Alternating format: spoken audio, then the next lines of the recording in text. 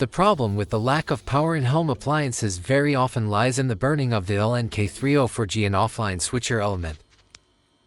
This problem also occurs with the power supply boards of washing machines, dishwashers, dryers, and refrigerators. There are several videos on this topic on my channel. I hope this one is useful to you.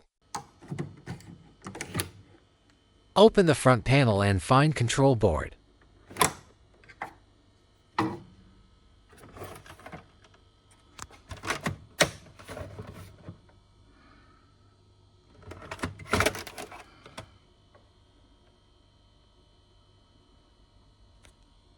Remember all cable connections and remove the board.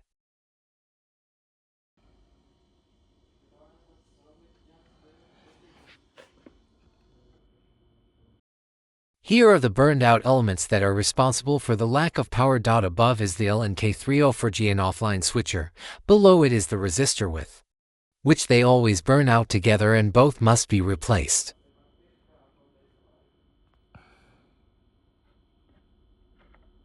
Here you can even see a little bit of soot from the short itself.